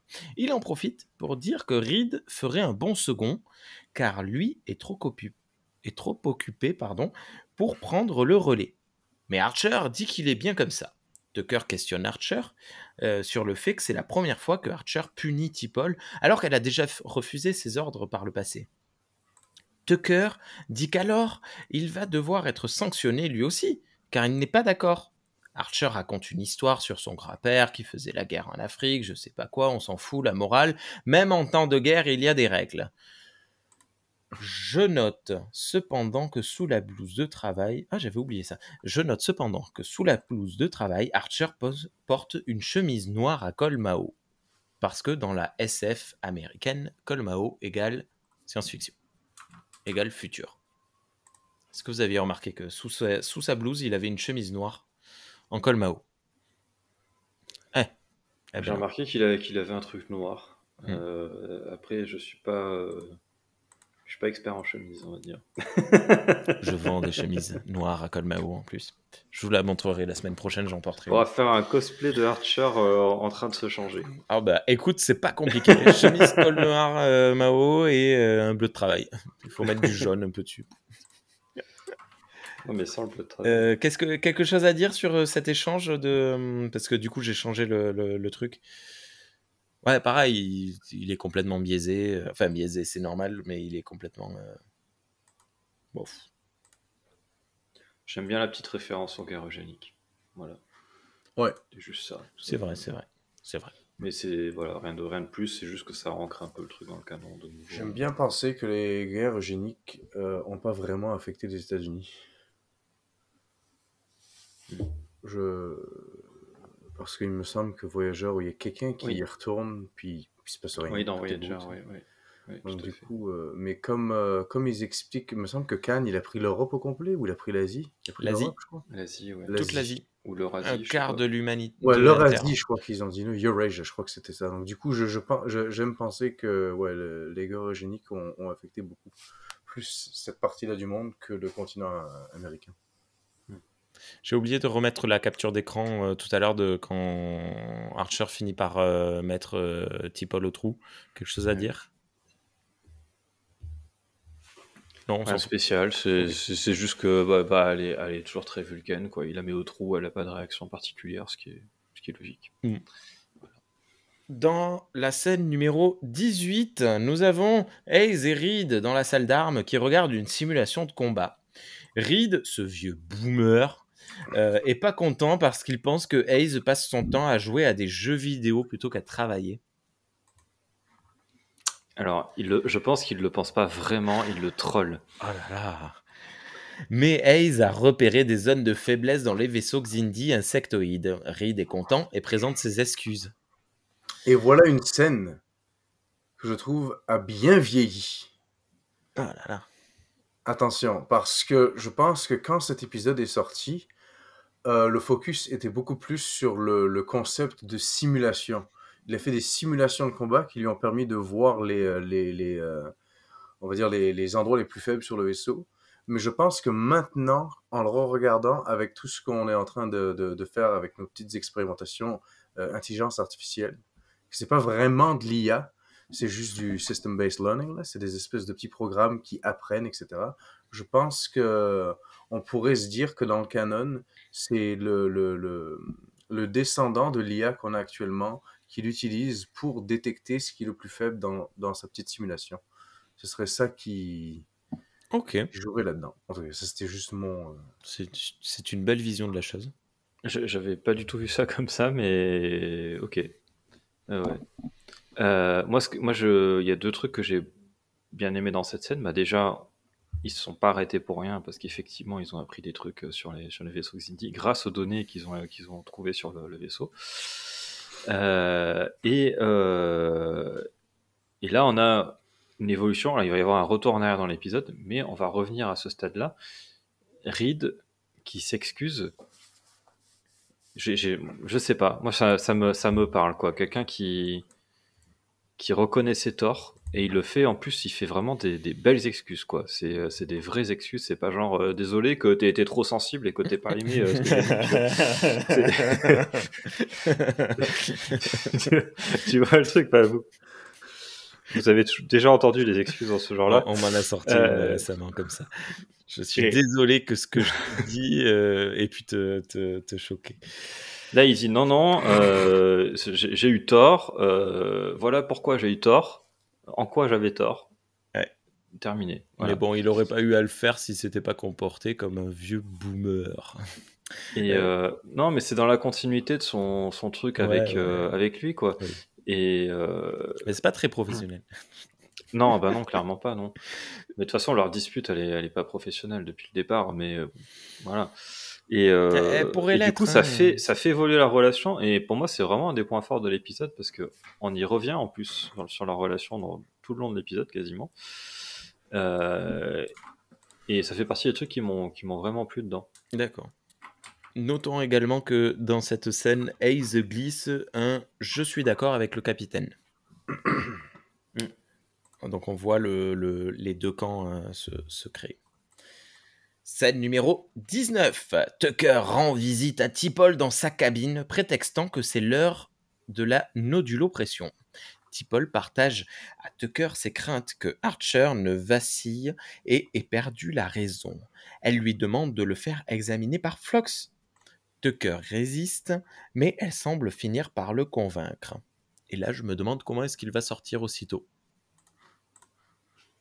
Oui, alors ça c'est un truc. Alors je suis content qu'il l'ait pas fait, mais je me dis ils font même pas semblant de faire de la no-pression. Genre, si le garde il ouvre la porte juste pour vérifier que En tout fait, se vous passe avez bien. fait tomber vos clés. Ah, merde. Eh, pourquoi vous n'êtes pas à poil?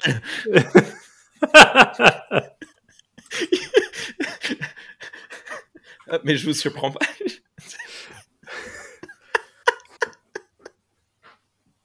L'anti-surprise. Non mais voilà, non mais je suis content qu'il ait pas fait parce que ça nous évite une scène gratuite, voilà, où T'Pol est encore sexualisé, machin. Mais c'est vrai mais que c'est vrai que techniquement, une séance de neuropression, peut-être ça dure quoi, 45 minutes, peut-être quelque chose comme ça. Le gars, il rentre, il parle, 3 minutes, il ressort. Ah, même pas. Parce que, techniquement, pour faire réaliste, il aurait dû rentrer, ils faisaient leur conversation, puis après, juste, il s'assoit. où ils font vraiment une séance de neuropression vulgaire. Je sais pas. Une petite partie de... Je sais pas, vous avez une console. T'Pol. Ouais. Scène numéro 20. Sur le pont et sous les ordres de Reed, Mayweather repère un vortex s'ouvrant devant l'Enterprise. C'est un vaisseau insectoïde qui tire sur l'Enterprise. Reed rend les coups et utilise la tactique de Hayes qui fonctionne superbement. Archer arrive et gueule parce que le vaisseau ennemi a pété. Il engueule Reed. Reed répond que les Xindi ont attaqué d'abord. En réponse, Archer relève Reed de ses fonctions et place Hayes à la place. Vlan. Archer ordonne à Aoshi de transmettre un SOS en langue insectoïde à Zap. Je préfère ce vaisseau-là à celui qui a écrasé. Bah, normal, parce que celui-là, il fonctionne. Non, c'est juste qu'il a plus de courbes, et du coup, ça fait moins cliché de vaisseau de méchant. D'accord. C'est... Ok. Ah, mais ça, même s'il a quand même des pointes, qui vont vers l'avant, comme un peu les clichés des vaisseaux de méchants, mais il a plus de courbes, et j'aime bien ça. Comment il s'appelle? Scimitar? Ah oui, le vaisseau romulien. Ouais, dans Nemesis. Ouais, dans Nemesis, ouais. Ah, je l'ai plus en tête, mais oui. Ah oui, d'accord, mais avec vachement moins de griffes.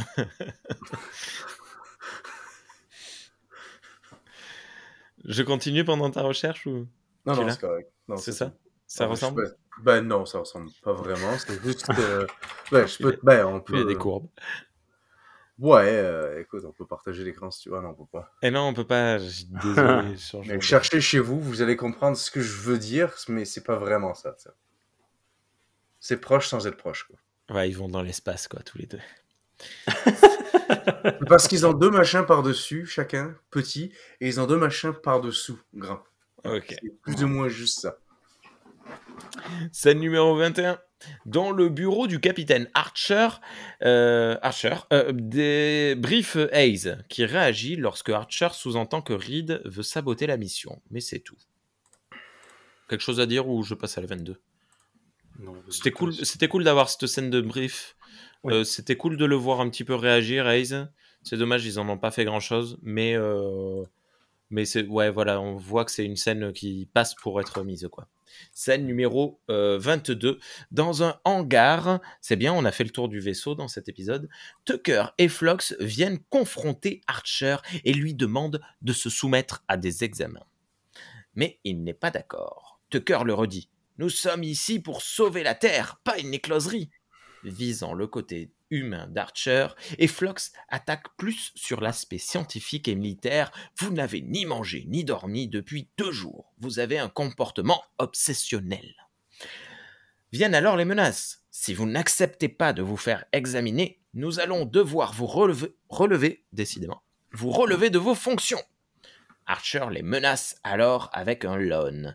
Tucker et Phlox quittent la pièce sans demander leur reste, mais Phlox sort alors un instrument de sa poche. Ha ha! Ils ont plus d'un tour dans leur sac, c'est de la... Alors, ça n'a rien à voir avec la scène, enfin un petit peu, mais de loin. Le truc qu'on a zappé sur le remorquage et sur le... Et c'est la scène du hangar qui me le rappelle, parce que justement, c'est ça qu'ils ont récupéré. Ils ont récupéré une navette du vaisseau Xindi. Je n'ai aucune idée, parce que je m'en souviens plus de si ça va avoir une importance plus tard. Mais je me dis qu'avoir une navette Xindi sous la main dans l'Enterprise, ça peut être vachement utile.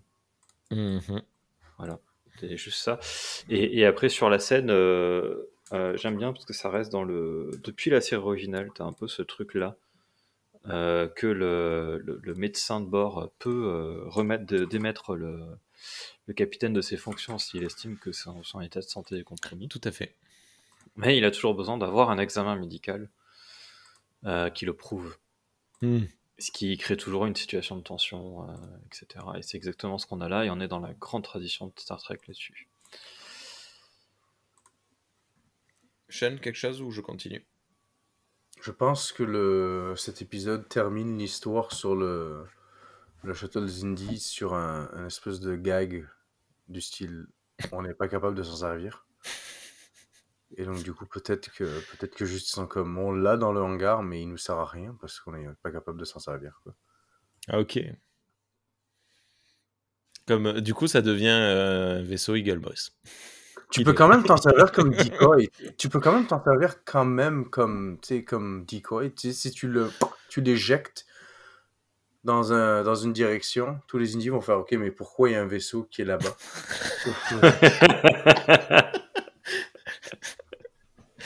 Oui. Il est éteint, je comprends pas. N'importe quoi. Ou alors tu le remorques en permanence et tu coupes les systèmes de survie et ça te fait un super frigo de transport sans énergie. Tu mets C'était le frigo. Nélix faisait ça. Tu mets du capturer des vaisseaux puis il s'en servait comme frigo. Si tu veux irradier ta nourriture, ouais, c'est une bonne idée. Ouais. C'est vrai? Bah, il y a des radiations dans l'espace. Ah bon? Et les systèmes de survie, ça participe à couper les radiations, quoi. C'est vrai que t'es aussi dans The Expanse, fait qu'il va être tout, tu sais, genre, il va se prendre des anomalies dans la gueule, là, ton poulet. Je suis sûr que Nélix trouverait une nouvelle forme de cuisine avec ça. Ah ouais, c'est sûr. Pourquoi mon coca a un goût de... Je sais pas. C'est des racines de Yarmok de je sais pas quelle planète qui ont été warpées par l'étendue delphique. Voilà, c'est comme ça qu'on les cuit. Ça leur donne un goût amer. Nélix. Scène numéro 23, pardon. On les retrouve d'ailleurs. Qui ça? Qui ça? Tucker et Phlox. On les retrouve d'ailleurs immédiatement dans l'infirmerie. Ah, flûte, tout est normal dans le scan qu'a fait Phlox. Alors c'est là où je disais qu'ils essayent un peu de rattraper, enfin que l'épisode rattrape un petit peu le fait que Phlox ait fait un examen trop léger. C'est que, bah voilà, même au tricorder, on voit rien. Quoi. Il faut lui faire un scan complet leur IRM du futur, quoi, pour détecter le problème. Voilà. Mais moi, je me dis que pour moi, ça suffit pas parce que il a quand même été touché physiquement par une substance alien. Genre, il s'est pas juste baladé, c'est pas juste des trucs aériens, machin. Ouais. Pour moi, il aurait dû lui faire toute la batterie de test, quoi.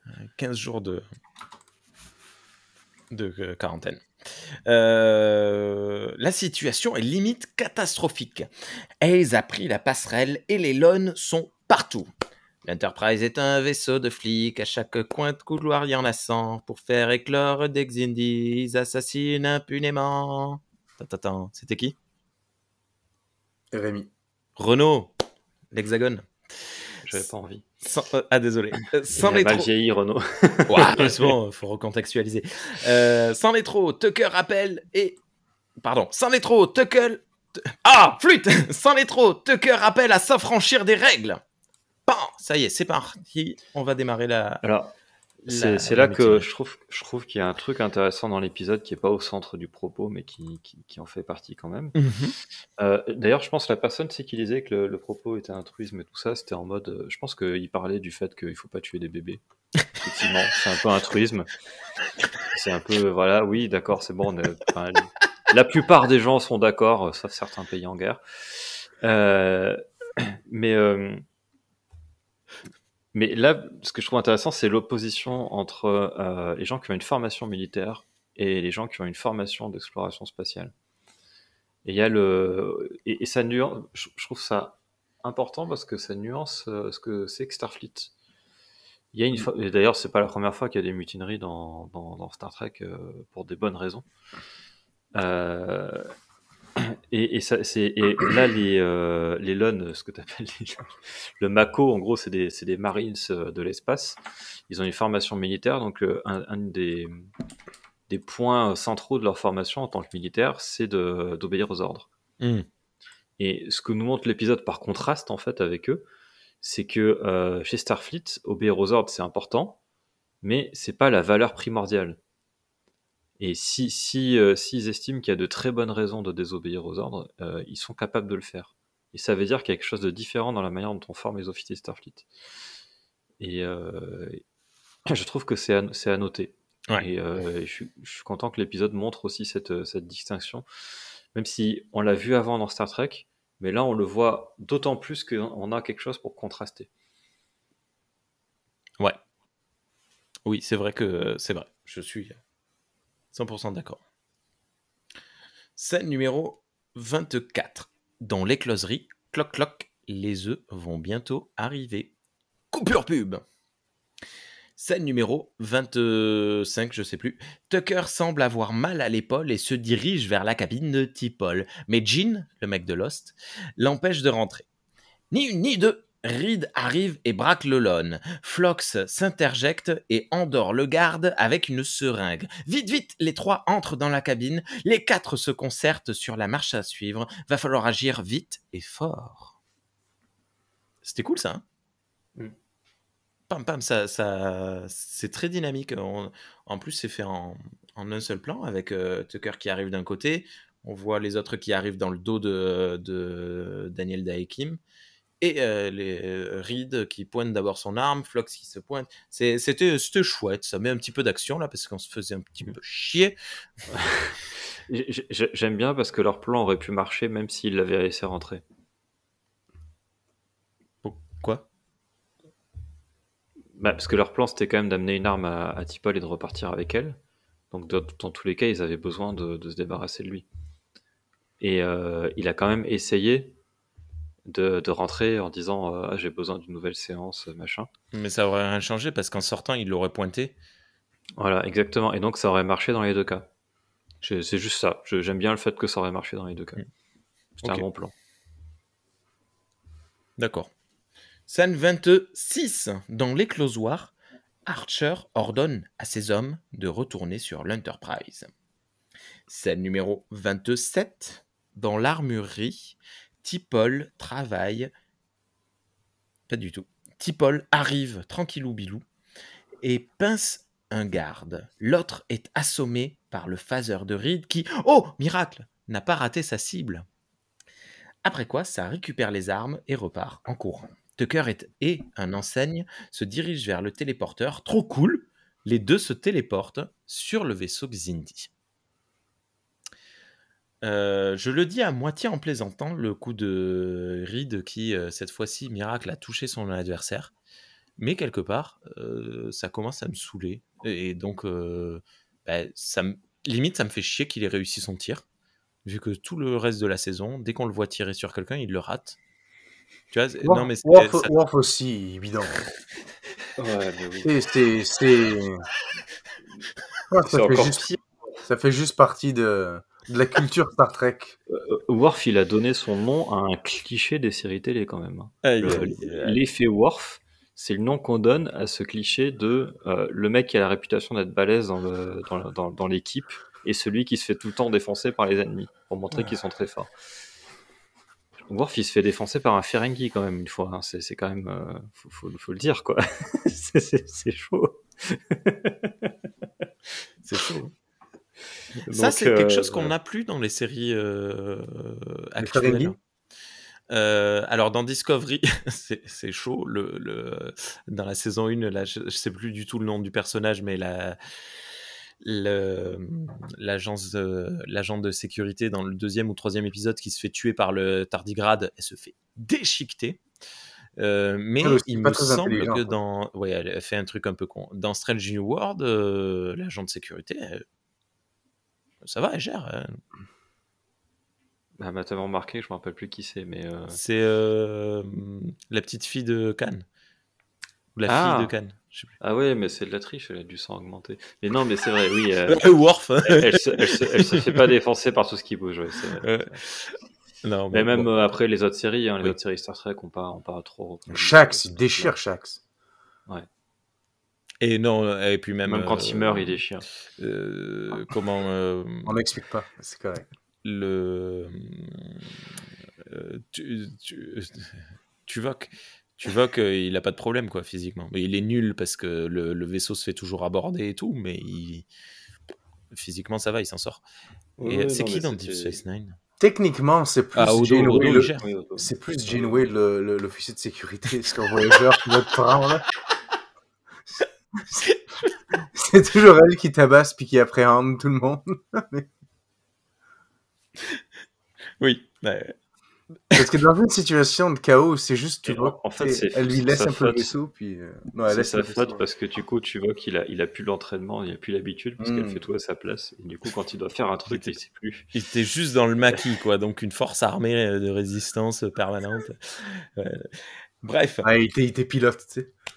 Scène numéro 28, pardon. Parallèlement, l'équipe de Reed, T'Pol et 2 mecs super baraqués essaient d'atteindre la passerelle. Est-ce qu'on a un visuel de ces mecs super baraqués? Non.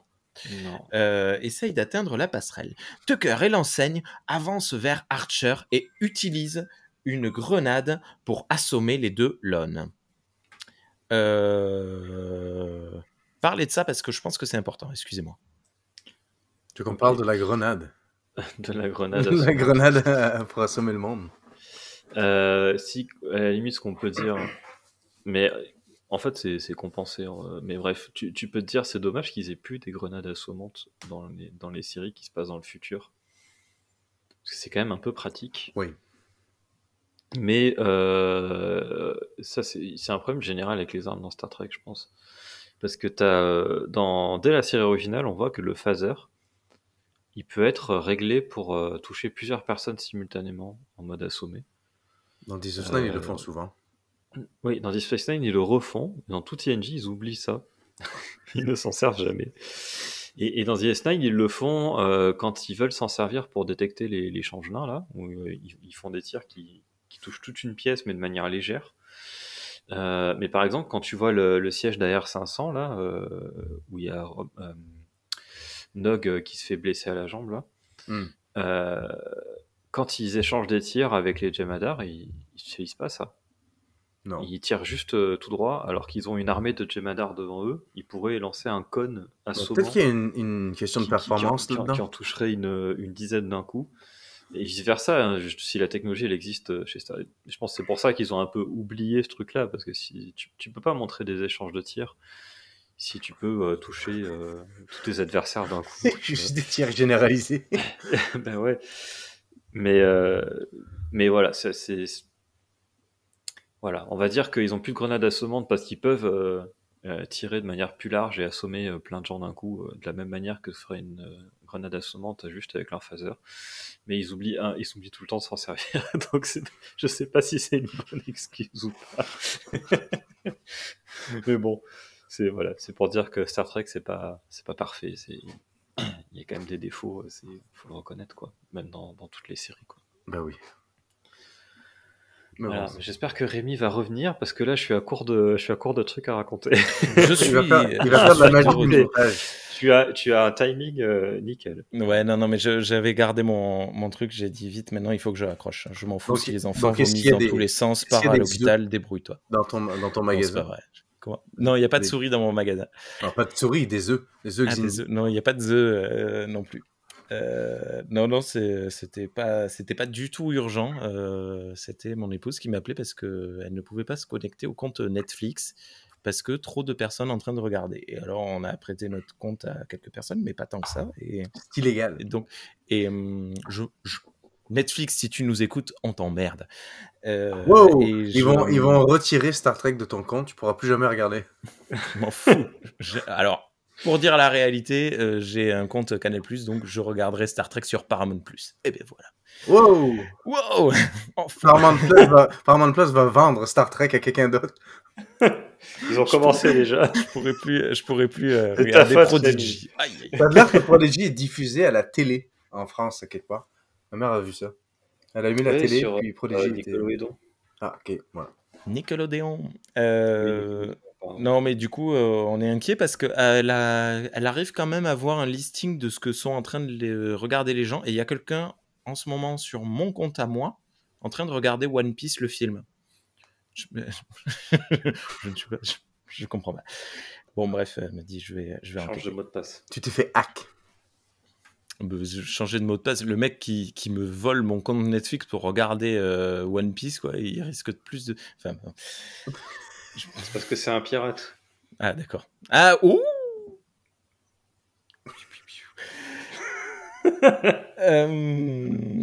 Du coup, j'en étais où? Ah oui, bah, du coup, ça y est. Grenade assommante. Ouais, grenade assommante. Ah, c'est cool, vous en avez parlé, je suppose. Oui. Ok, bon, j'ai rien à dire de plus là-dessus. C'était fun visuellement. Bon, voilà. Une fois dans l'écloserie, ça grouille de Xindi insectoïdes et Archer demande à ce qu'il n'y ait pas d'armes ici. Chut. Il y avait un visuel de ça. Non, toujours pas. Non plus. Paf. Allez, on revient. C'était cool. Ça te pose. Tu sais, tu t'attends à un Archer armé, prêt à se défendre. Eh ben non, pas du tout. T'as un mec.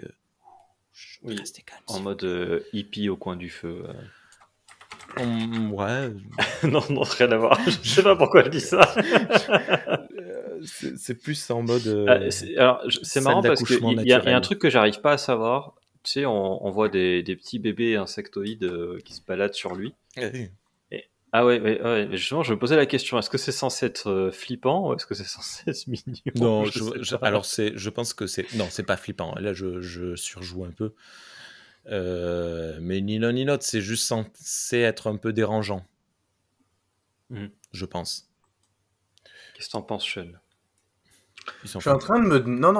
Il est en train de taper Baby Xindi. Non, je suis en train de chercher, parce que écloserie, ça me semble faux comme mot depuis le début. Là, tu le dis, c'est un vrai mot. Il me gêne comme mot. C'est un vrai mot. C'est un vrai mot, je l'avais... C'est pas une couveuse Non, la couveuse, c'est avant. Une couveuse, ouais, c'est pas mal. Ouais. Non, écloserie. Écloserie. Après, bon... En aquaculture, une écloserie est une installation destinée à produire des œufs et des larves ou alevins, notamment de poissons, de crustacés, de mollusques. Elle permet de vendre à des ostréiculteurs des naissins d'huîtres appropriés à leurs besoins. Et si tu vas sur... Mais là, c'est pas des huîtres, c'est des insectes. Ouais, c'est ça, c'est pas vraiment des... Tu vas... C'est pas dans la mer, fermez vos gueules. Si tu vas sur Reverso et que tu tapes hatchery, alors comment ça s'écrit? Hatchery. H-A-T. Voilà, hatchery, eh bien, ça se traduit par écloserie. Ok. Et voilà. Vous l'avez entendu ici, les Xindi, ce sont des huîtres. Ce ne sont pas des insectoïdes. Les huîtroïdes. Scène numéro 29. Sur la passerelle. Ça y est, je sais qui doit utiliser mon compte. Sur la passerelle, Ace reçoit un appel signalant que le garde de T'Pol, inconscient... Attends, non, je peux pas faire deux choses à la fois. Ace reçoit un appel signalant que le garde de T'Pol est inconscient. Reniflant le coup foré, Ace contacte immédiatement l'armerie. Mais c'est trop tard! Reed débarque avec son équipe. On est dans une impasse mexicaine géante. Tout le monde se pointe une arme dessus. C'est génial. Ace essaye de négocier au moment où je me demande, tiens, mais où est l'ex de Tucker? Pour moi, Starfleet a clairement le dessus sur cette scène. C'est ouf, c'est trop cool. Ils sont deux lone. Il y en a une qui vise un... je sais plus qui, et c'est tout. Et après, ils sont 4 ou 5 autour avec des phasers. Mais bon, je comprends qu'ils aient pas envie de leur tirer dessus, même si ça ferait que les assommer, mais... Ça doit quand même te faire un choc au corps, j'imagine, même si ça fait juste... Ça doit pas être très agréable, je pense. Ouais. Ne serait-ce que la chute, hein. Ne serait-ce que la chute, parce que tu t'effondres par terre quand même après. Donc... En plus, d'ailleurs, ils ont de la chance que jusqu'à présent, personne dans Star Trek, en étant assommé, se brise la nuque ou se fasse des hématomes, comment on dit, un choc à la tête? Oui, un traumatisme crânien. Oui. Ce genre de truc. J'ai trouvé ça très très cool quand même, cette scène. Elle n'est pas finie, et d'ailleurs l'image que j'ai diffusée est trop tôt, c'est la fin. Mais l'impasse mexicaine de psychopathes, tout le monde se pointe, ils sont là. T'as l'impression, tu sais, d'être dans... Je sais plus. Snatch. Bref, scène numéro 30. Dans l'écloserie, Archer est tout doux et mignon avec les Xindi. Tucker en a marre, alors il l'assomme. Bam. Il fait pas de chichi, il fait pas de gnangnan, pan, direct. Sur la passerelle, Ace demande à contacter le capitaine, mais Hoshi refuse. What a surprise. Moment de bravoure pour Mayweather qui se lève et saute sur Ace. Ça canarde en tous sens. Ah non, en fait ça dure 3 secondes. Starfleet a le dessus immédiatement. Tucker appelle la passerelle. Tout va bien dans le meilleur des mondes. C'est un petit peu dommage, c'est un petit peu rapide. Ben, c'est logique par rapport au nombre qu'ils étaient, quoi. Mais oui, peut-être qu'il aurait fallu plus de LON sur la passerelle. Mais en même temps, le Mako, ça peut pas être nombreux, pilote, quoi. Donc, je sais pas. Je sais pas, ils sont combien, ouais, les LON? 12, non? C'est vrai? J'ai dit ce chiffre au pif. Ben, moi aussi, ça me semble être le chiffre approprié. C'est ce qu'ils disent, ils le disent. Non, mais si. Pourquoi ça te semble approprié? Ils partent en guerre. Pourquoi ils sont pas un régiment? Non, je déconne. Mais parce que le vaisseau est tout petit. Il faut quand même du monde Starfleet. J'exagère. Mais il me semble que le chiffre est dit dans le tout premier épisode. Enfin, dans le The Expanse. Dites-le nous dans les commentaires. Combien il y a de Mako à bord? Scène 31. Captain's Log. C'est T'Pol qui parle. L'Enterprise a repris sa course et les LON sont mis au repos. Dans l'infirmerie, Tucker, T'Pol, Reed et Hayes écoutent Phlox leur expliquer comment le liquide du début était bourré d'hormones qui ont fait croire à Archer qu'il était la mère des bébés inconsciemment. Puis Hayes dit à Reed qu'on ne l'avait pas préparé à ça. Reed pseudo-jubile. Hayes lui dit qu'il aurait dû lui expliquer la situation, mais Reed répond qu'il ne l'aurait pas cru. C'est peut-être le moment le plus intéressant de l'épisode. Pour moi. Puis Hayes s'est fini par dire... non, parce qu'en plus, il dit pas qu'il n'aurait pas cru, il dit j'avais trop peur que vous preniez le parti du capitaine. Et il répond c'est sûrement ce que j'aurais fait. Et c'est cool parce que lui aussi, du coup, c'est pas sur le même sujet, mais il reconnaît ses torts aussi de son côté. En disant, voilà, j'aurais pris le parti du capitaine, j'aurais eu tort, parce que c'est pas dit, mais pour moi, tel que je le comprends, ça renvoie à ce que je disais tout à l'heure, c'est que lui, sa formation, c'est on obéit aux ordres. Ouais. Et aussi, du coup, pour on va dire souligner ce que tu dis là, j'aime beaucoup je sais plus quelle phrase il dit, mais il dit genre on n'est pas entraîné pour ça ou quelque chose du style. Ouais. Effectivement, ces gars-là, ils sont pas entraînés pour des scénarios aliens, dans le fond. Ils ont jamais reçu d'entraînement qui concerne toutes sortes de races ou d'espèces ou d'anomalies ou de situations qui sortent de ce qu'on peut appeler l'ordinaire humain. Et donc, du coup, il sait pas vraiment comment gérer ça. Il faut une expertise Starfleet. Donc, aussi expert soit-il dans les armes puis dans le combat. Et donc, du coup, ça, c'est quelque chose qu'il apporte justement aux officiers supérieurs et autres. Il a beaucoup à apprendre du voyage dans l'espace. Donc, j'aime beaucoup cette phrase. Tout à fait. C'est ça la phrase à laquelle tu faisais référence. Plutôt. Ouais. C'est un très long épisode pour aller chercher ces petits grains qui me plaisent là, par exemple. Combien tu l'avais noté à l'époque, l'épisode? Vu que tu faisais ça autrefois. Et sur IMDb? Non, c'est sur quoi que tu regardes? Des fois, je regarde sur IMDb là, pour savoir combien c'est, ouais. Mais là, je vais aller chercher moi, parce que je l'ai noté. C'est quoi, épisode 17, ça? Ouais. En attendant, scène numéro 32, dans sa cabine, Archer dort, Tucker le réveille, vient présenter ses excuses, mais Archer lui dit « T'inquiète frère ». Et voilà, fin de l'épisode. Alors, Six. j'aime bien parce que... Ah, combien 6. Ah, c'est pas mal. Là, c'est comme tout le un monde. bon score. J'aime bien parce que là, Archer accepte de se reposer. Tu sais, il dit allez, c'est reparti, c'est bon, je suis réveillé, j'y vais à fond. Et puis il dit repose-toi encore, c'est pas suffisant. Et puis Archer dit ok, j'ai déjà pris une mutinerie, je vais pas en prendre une deuxième. Oui, ça c'est une petite blague rigolote. Alors voilà, c'était la petite blague, mais j'aime bien le fait qu'il accepte de se reposer, qu'il se dit qu'il n'est pas forcément le meilleur juge à ce moment-là pour savoir s'il a besoin ou pas de repos et que voilà, il écoute son officier supérieur. Et du coup, pour reprendre un peu ce que dit Jason en conclusion, ça revient à ce que je disais au début, c'est-à-dire que j'ai 3 gros problèmes avec cet épisode qui sont vraiment des problèmes qui sont pas que je veux pas évacuer, quoi. C'est vraiment des trucs qui lui portent préjudice. Mais il y a assez de petits trucs cool dedans dont on a parlé un peu tout le long de l'émission qui font que pour moi ça compense un peu le truc, donc je passe pas un mauvais moment devant. Voilà. 6.6 sur IMDb. C'est ouf. Ah, quand même. C'est ouf qu'ils soient aussi bien notés tous, alors que c'est pas ça que je voulais ouvrir. Il me semble que Carpenter Street s'est pris une tannée. 5 sur 10, quoi, c'est incroyable. Je pense que on en a parlé au début, la petite accroche du début, et même le concept d'aller sur cette planète, vérifier ce qui se passe avec cette épave, etc.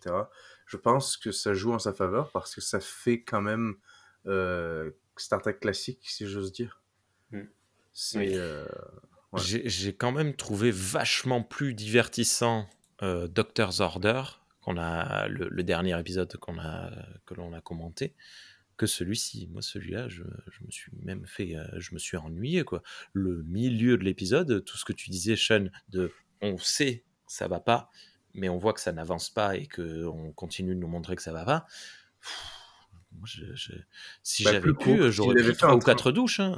S'il l'avait fait en 30 minutes, il faut que tu regardes les épisodes en faisant la vaisselle comme moi. Non, moi je me suis pas ennuyé quand même. Après, là, il y a un truc, et c'est peut-être pour ça aussi qu'il a des bonnes notes. Je trouve que visuellement, il est très cool. En termes de. Alors, pas forcément au niveau de la qualité des effets spéciaux, mais en termes de ce qui est montré. Voilà, la créativité des visuels, toute la direction artistique, et je trouve qu'elle est vachement réussie. La vision artistique est là. Tout le vaisseau, voilà, le fait qu'on voit beaucoup de décors d'Enterprise aussi, plus tous les décors qu'il y a sur le vaisseau Xindi qui sont assez cool, les designs des bébés Xindi reptiliens qui sont sympas aussi. Enfin, il y a pas mal de trucs, je trouve, qui marchent bien visuellement dans l'épisode. C'est pas un truc que je note souvent. Mais d'ailleurs, j'en aurais peut-être pas parlé si on n'avait pas trouvé des notes aussi élevées des reviews.